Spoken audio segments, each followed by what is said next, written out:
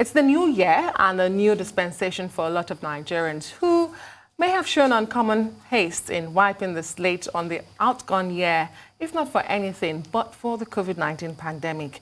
In like manner, both the government and other institutions of state have been projecting an impression of optimism about how they hope 2021 would eventually pan out, while government at different levels of national life is expected to be more alive to its responsibilities towards the people.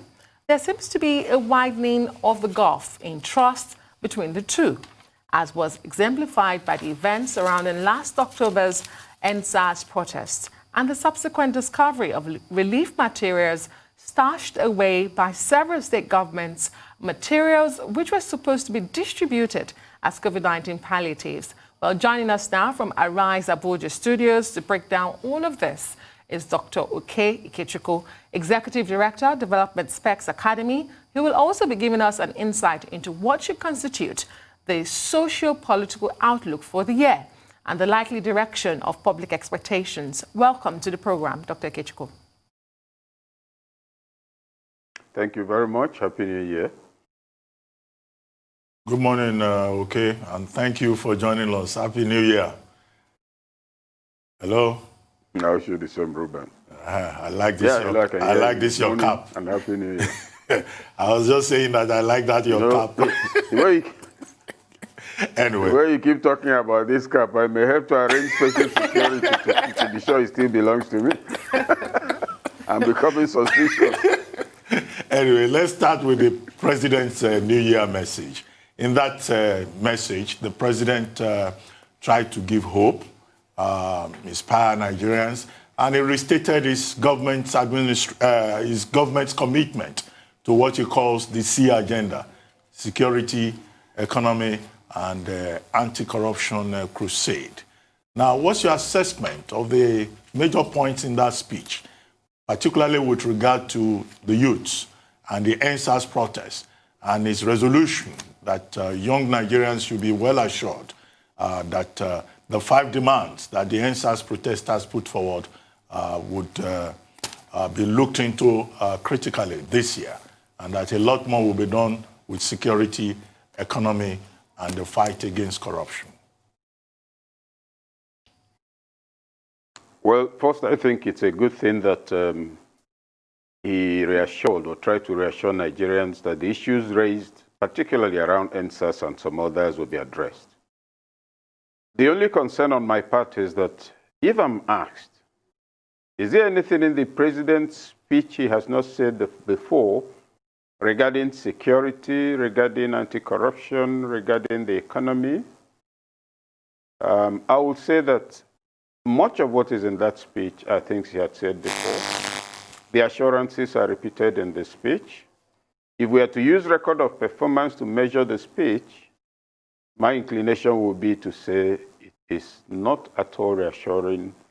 If anything, it may have a demoralizing effect on people who have had so many of those things before. And if you want to look into the details, how many times have we heard of killings in different parts of the country? Then you get responses from the presidency indicating shock, in some cases sadness, in one case surprise that even some senior military officers he directed to relocate had not relocated for 3 months. And that shock in public indicated that he didn't know. There is an event in Niger, you say it's condemned. There's one in Jos, you say that the service chiefs have been directed to collaborate with the communities to do things. Don't we have monitoring and evaluation? Shouldn't there be some kind of means of ascertaining or confirming that something is being done? So the overall tenor and texture of the speech is probably not what should have come in as a New Year message. With reference to the youth, no, even before the youth, but I reaffirm the fact that the assurances he gave regarding EndSARS and what the government will do should be taken seriously. And I do hope that actually that gets fulfilled. It will be very reassuring because it nearly shut down this country last year.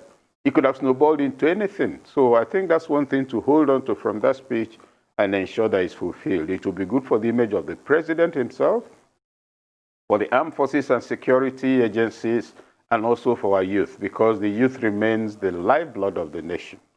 But like you made a specific reference to the sections of the speech that had to do with the youth, what do we have there? Assurances that entrepreneurship will be promoted, the energies of the youth should be taken seriously. The presidency will go into a partnership with the National Assembly in order to expand opportunities for Nigerian youth. And I ask, 5 years after, going 6, you're about to go into a partnership with the National Assembly to guarantee the future of our youth, to provide them opportunities. I do not know how these things are organized now, but I think that's really not a fair statement to put in the president's New Year speech after 6 years in office. It suggests very disturbing indices. Does it mean they don't know what's going on? Okay, you're going to go into the partnership now in your second tenure after the second year, so there's been no such thing. There's been no programming going on. And then questions to be raised. You're talking about the youth. They've been at home for 9 months, with or without COVID. Universities are shut. The agreement with ASU is not happening. There are no vocational centers all over the country as it used to be. Is there any different, positive, regarding employment opportunities for youth, access to funding for entrepreneurship, expansion of political opportunities? We can, of course, say that the Not You Young to Run bill is something positive. And I think it is, because it's important that the president signed it. And for a president, people are complaining that he often doesn't sign bills. I think he should be commended for that. But taking it further, we must ask, why is it that we have records of excellence from our youth once they go outside the country? Entrepreneurship, academic excellence, they're excelling all over the world, the US, the UK, Netherlands, Finland. If all your children do well only when they leave your compound and your premises and go to stay with your uncles or distant cousins or other villages, a time comes when we must ask, how come? What is it in your home that causes this? And this is not about Buhari. So if anybody begins to take inventory and now say, oh, Nigerian youths are doing well because Buhari is performing terribly, I'll disagree. It was there throughout the 16 years of the PDP. Why is it that our youth thrive, even in sports, out of this place? It means that the necessary institutional infrastructure are not there to leverage and sustain our youth. Go check. Today we have a Minister of Youth and Sport. Please let somebody go there in the name of investigative journalism, find out from the current budget alone, 80% of it, what is it going into? Who are those handling the things connected with it? Does the minister really have anything to work with? Must the National Assembly continue to drown the Federal Republic of Nigeria in the name of whatever you choose to call it? So, on the whole, a speech was necessary, he gave it. Whether it had the intended reassuring effect for a New Year speech is another matter. I'm not sure it did. On all the fronts, if you look at the economy, the 3 areas, you look at the economy, you look at security. Do we have anything to celebrate in security? Much of northern Nigeria is not only ungovernable, but ungoverned, but ungovernable.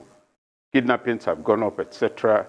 And yesterday there was a report of the Air Force project to secure Kaduna Road, which is very good, with a chopper.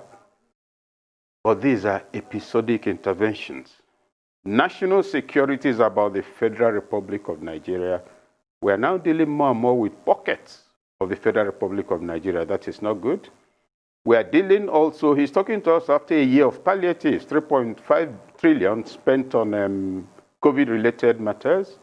And progressively, and particularly in the year 2020, emphasis was on palliatives, handouts. What you give people in order for them to survive, not in order for them to live, and not even in order for them to create wealth. That will only continue to drain the national treasury, and we are gradually moving arms given into state policy. You gather people, you give them food, they'll eat it for 2 days, and you record it. It's wonderful. The COVID palliatives were kept in warehouses. Who has been queried? Who has been taken up? Is it not corruption to keep what belongs to the people, etc.? So there's a lot, and which we cannot say. Buhari did not go to any state to lock up a warehouse. He's president. Let the people take their governors and local government chairmen and ward chairmen to task. You can't always call Buhari to cook. Buhari cannot come and tell you and add soup to your pot and salt if you don't have enough salt in your soup. Let people, as citizens who claim they voted me in as governor, let them demand explanations. That's why they have representatives. So everything is not the fault of the federal government.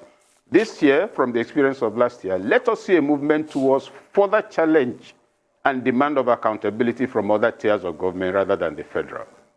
That would be my initial comments. And thank you for that. It would seem as if you're asking Nigerians to once again manage their expectations from this government very seriously. But I wonder what your thoughts are. Just yesterday, the chairman, Senate Committee on Army, Senator Aline Dume, says for there to be any meaningful governance in Nigeria going forward, the president must, as a matter of urgency, reconstitute the Federal Executive Council. What do you think? Do you agree with him? I agree with him. It's the federal membership of the Federal Executive Council is not the equivalent of a traditional title that you hold for life. And if you look at the pattern, board appointments, board chairmanship, headship of agencies like parastatals, headship of institutions like the armed services, and the Federal Executive Council membership, this government has established a tradition of retention or extension of tenure for anybody holding public office. And for a government that is trying to reassure Nigerian youths, the conclusion I will draw from that is that it is not creating the necessary space for upward movement. There are career issues connected with this. There are people who need to move up. There are people who need to retire. Retirement doesn't mean uselessness. You become part of the repertoire of capacities that could be called upon for further development of those in service.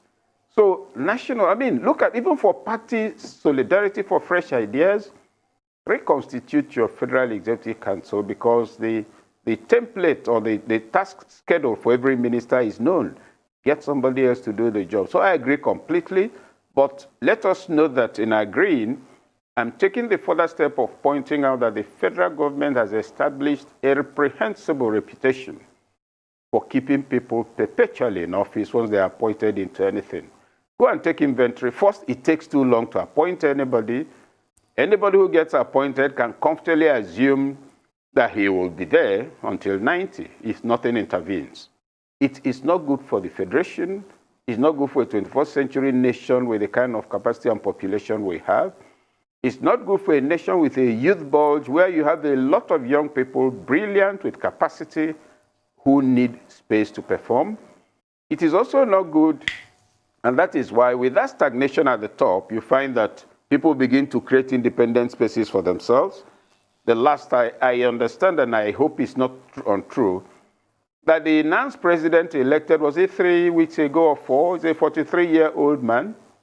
Ruben, you know that long before that age, we had spent how many years in the Guardian editorial board? 10, perhaps? So it is scandalous. And nobody is paying attention that all the platforms for youth leadership recruitment have been taken over by middle-aged men. And that's why you could come to an event and somebody will introduce, oh, Dr. Okey Ikechukwu, one of the promising young Nigerians, and I'll ask myself, I'll take the microphone and say, sorry, the only way you can describe me as a young man is if I'm related to Methuselah. If I'm a descendant of the Methuselah family, then at my age, I could still be legitimately described as a young man. The space is not opening up. And we say opening up for youth, I'm not just speaking about opening up for all biologically young people. Biological youth does not translate into being a relevant variable for the 21st century world. What values? If I'm young, I'm 28, but I have all the reflexes of the generation that has kept us where we are. I worked as a PA, I worked as an essay, I recruited thugs for my boss, I told all the necessary lies, I helped to organize the rigging of the elections. I'm getting into office not as a youth, but as a continuation of the misfortune of a generation that has abandoned values and has been doing the wrong mentoring for our youth. So in pushing youth agenda, let the youth also among themselves begin a serious disaggregation, because you find it's mostly position hunting that is being pushed in many places as opportunity. Look at the not too young to run bill. A lot of energy went into it. A lot of young people jumped all over the place, secured it. How are they living today? Comfortable. What is being pushed? I wouldn't know. Look at the young people who are holding office, even if here in Abuja, anywhere, as councillors, local government chairmen, state houses of assembly. Are they any different? Look at the kind of vehicles they are driving. Are they not using policemen to keep even their peers away from them? So the fundamental issue is not that of policy or Buhari or Abuja. It's a dispositional, if you like, handicap that has come to characterize the national ethos, where misconduct has become attractive, and being a bad example is indicative of belonging to the elite. Those are the real core disturbing issues.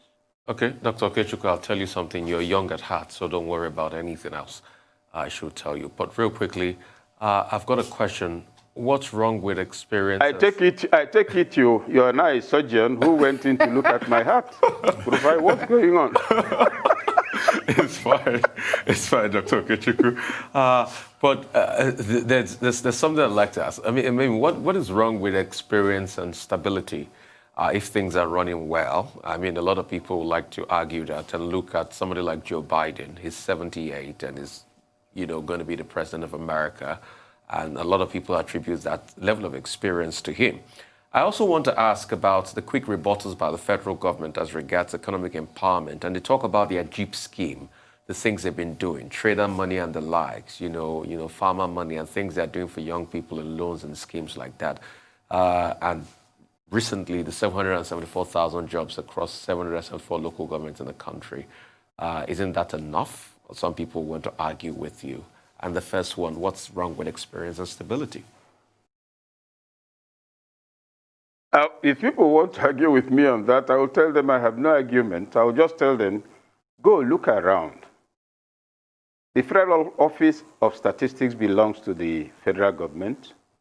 Check the figures there. With all these programs you're talking about, with all the money going into people, conditional cash transfer, trader money, in all the areas the monies have been distributed, is there a reduction in poverty? If our own studies is anything to go by, then the answer is no. Is there an increase in inflation, outright abject poverty, further disintegration of family units because of lack of social cohesion? The answer is yes. So it is one thing to enumerate programs presumably executed and impact on citizen welfare. If you want, for instance, take the example of the COVID palliatives. Somebody says government is insensitive, and I tell you, no, government is not insensitive. We got 900,000 tons of rice. We got 4.9 million cartons of Indomie. I don't know since when that became an essential food item, but it's there. We got 500,000 bags of beans, 800,000 bags of rice as palliatives to ameliorate the thing for Nigerians. Now, that's a record of expenditure and procurement. It's not indicative of the fact that Nigerians were actually given that. And it blew in our faces when the warehouses were opened. So government and individuals generally need to move away from record of what happened in their offices to what is happening to real people outside the office. And I'll cite a good example. When I was in the Ministry of Information, I said to the minister, there was one thing that was particular, a distinction between record of expenditure and actual communication. If government has something to say, they will pay 10 newspaper advert in 10 newspapers and all of that, open the file for it, do it. The question that's not asked is, how many Nigerians read newspapers? Among those who read, how many read advertisements? Within the ministry itself, apart from those who drafted the advert and brought it to the minister's office, and I saw it and it got cleared, how many people actually read? Within the ministry even know that there was an advert. So, these things mentioned, that's why if you're on top, the higher you are, the more dependent you are on people below you. And if you have liars below you, you're finished. If you have incompetent people below you, you're finished because you operate at the level of policy. You bring out policy and, oh, this is good. We want to make sure that all Nigerian youths in the university have computers. The other adjunct is whether they have electricity and internet access. You provide the money and infrastructure and everything for it. How would you know it's been executed? So these things are enumerated already, just very simple. Has poverty come down because of it? The answer is no. Is it true that more people, even in those environments, are turning into criminality? The answer is yes. Is it true that the social cohesion is deteriorating? The answer is yes. So you move back and recalibrate. We've spent money, we've done policies, but we see no impact. What's the problem?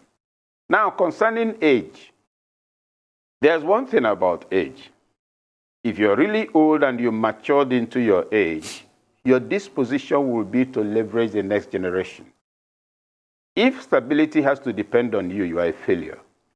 That means you bred nobody, you did not invest in leadership recruitment, you have no genuine capacity as a leader because the leader nurtures to sustain tomorrow, not in order to be in that place. So when we argue experience, what experience did Sir Ahmadu Bello have to become leader of the North? How old was he? How old was Awolowo? So experience in terms of time must not be mistaken for knowledge in terms of capacity to deal with contemporary issues. That's the distinction that needs to be made. And you can't keep having a parade of old men. What's going to become of the next generation? Most of whom are turning into, quite a little into grandfathers and still looking at themselves as children. No, I don't agree that longevity necessarily guarantees stability. It might create a certain drowsiness, and drowsiness could be mistaken for stability. I mean, you've taken more beer than is good for you, and so your reflexes are a little slow, and you answer people more slowly, you recognize the objects more slowly, and they say, oh no, he's calm, he's not a troublemaker. No, he's losing his faculties. So I am not one for that. I think opportunities should be opened at the top. I think those who are older should be available to be consulted, either on a consultancy basis. And because there's no migration in that regard, you find that unlike in other countries, most people who stay on forever until they leave office, when they leave, they have no forwarding address. Why is it that their peers outside Nigeria are the people you call as visiting professors, you invite them to give lectures, you invite them to share experiences, and that's how they sustain themselves. So when you go on creating an aristocracy of idlers, people who nobody can speak with because of age and experience, people who will tell you how they were doing it when Adam was still in primary school, you stagnate and stunt the growth of the nation. And that's what I think that we are seeing in many places today. It's not good for the Federal Republic of Nigeria. Well, Dr. Ikechukwu, let's look at something that is in the newspapers today, which is the report of a press conference that the Minister of Information, Alhaji Lai Mohammed, held yesterday, reviewing the achievements of the Buhari administration in the year 2020. Now, on that occasion, he reportedly said Amnesty International and the International Criminal Court both constituted themselves into another fighting force, trying to compromise the integrity of Nigeria and also pose a threat to Nigeria's sovereignty and intimidate security agencies in Nigeria by threatening to expose them or put them on trial. And he concluded that Nigeria would not submit its sovereignty to either the Amnesty International or the International Criminal Court. How, in your view, do those two international organizations pose a threat to Nigeria's sovereignty? And how does describing Nigeria as a state facing the risk of becoming a failed state, how does that again also violate Nigerians' sovereignty? Well, I think there are several issues combined here. Lai Mohammed himself, the organizations mentioned, and the question of sovereignty. And I'll begin with Amnesty International. Amnesty International is a responsible organization that pushes for human rights, among other things, in Nigeria and elsewhere. But I cannot tell you that I've been personally, and this is purely personal, I may be mistaken, that I'm personally satisfied with the record of that organization in Nigeria. Amnesty International will argue human rights. when you're killing off, when there are some exchanges that, lead to the demise of a lot of terrorists. You're not respecting their human rights. You're not doing this. And it gets pushed until nations that are powerful begin to deny us arms. And we're talking about people who go wipe off villages, kill men and children. Killing is bad, whether by a good person or a bad person. But the presumed objectivity that warrants the presumption of Amnesty International, without prejudice, in my view, does not exist. Amnesty International markets a profile that is larger than life, but it doesn't have, in my view, the right number of people in the field. And it's a matter we're all familiar with. So when Amnesty International marches around with a certain triumphalism, as if it can give instructions to sovereign states, I say, hold on. There are issues you need to understand better. So I'm not an enemy, an admirer, or fan of Amnesty International. I think that body, because nobody checks it, imagines that whatever it puts in the public domain constitutes a position everybody should accept. The presumption has lasted long enough. Amnesty needs to be, if you like, interrogated. It must not stop its work, because it's actually helping contain a lot of things, but it is not going far enough. What's going on? I mean, with what's Amnesty International position on so many other issues going on? Well, the main point I'm making is that whereas Amnesty International is very good, has been a major drawback to some excesses that would probably have occurred here, it is not quite the savior it is presumed to be. Now, concerning the minister's reaction, I also agree that nobody, and that's the thing activists, particularly Nigerian activists and the young, need to understand. Nigeria is a sovereign state. No matter how much you talk about a nebulous entity called international community, nobody is going to come here and overrun this country on your behalf. It is when you establish enough traction, and we see that you're totally threatened, and then look, people are just being wiped out. If you think back to June 12th, part of the crisis that wrecked that very honorable fight was the mistaken assumption that America was going to come here. Read Omo Moruyi's book, Washington will not tolerate this. When finally the flag bearer of that effort was caught, arrested, what did we hear? Oh, well, there's no part of Nigeria that is really under his control, so that it will be like invasion of a nation. We were speechless with shock. It turned out nobody was about to or ready to do anything, and that was a lesson that you can't overrun nations in order to change government, except the nations overrunning have an interest to install a stooge in order to drain that nation economically. What am I leading up to with all of this? Alhaji Lai Mohammed's briefing has, in my view, the merit of saying this is a sovereign state. He has the several demerits of suggesting that we can do whatever we like. That's the interpretation. That may not be his intention. So that's my take on it. I'm not a great admirer of what comes out of the Federal Ministry of Information, as you are aware. I believe that it suffered a lot of image deficit in the last 4 years, 5 years, 6, because of the kind of communication that comes there. I think that the ministry could and should do some better marketing methods than it's been using at the moment: combative, instinctively dismissive, instinctively doing instinctive rebuttals and all that. But over and above all of that, I'm asking myself, that briefing of yesterday, was it necessary? Has it really gotten the government any positive mileage? Was it well advised? Was it done in consultation with Foreign Affairs, for instance?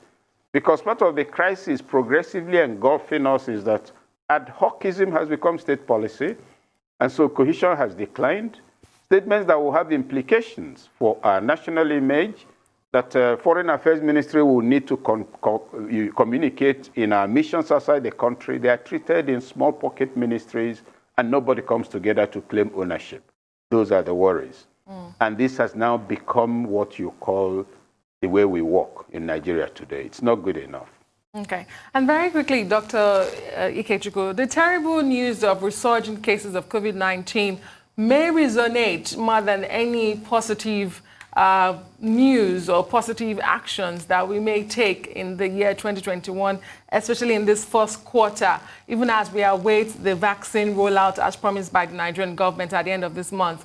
But talking about communication, do you think that the government is doing enough? And are there tough decisions you think that we should be taking by now? Briefly. Yes. You see, the government is doing enough according to the understanding of those managing communication on this matter. If I believe that the way to communicate in a village is to send around a town crier, that's what I will always do. If I believe that in addition to the town crier, I should call for village heads, for family heads to tell them to talk to their families, that's how I will do it. Now, we've all been getting, sometimes you get text messages telling you what to do. For instance, the one urging us not to go for Christmas because so that to reduce infection. Look, go and check the budget on text messaging alone. It's in excess of, well, at least it's up to $1 billion. I hear it's much more than that. Now, you can't say they've wasted the money. You can't say they didn't spend it on communication, but you can say that they spent it on means of communication that may not be as effective. I ask, for instance, COVID began, it's transmitted through spittle and all that. There are market leaders. As I'm talking to you, 10 months into COVID, those who sell groundnut in the market, they see clean it the same way. Well, okay. They'll use their hand to shake off the shells. Dr. Ikechukwu, on that note about the sale of groundnut, we would like to thank you very much for joining us on the morning show today. Thank you very much indeed for honoring our invitation.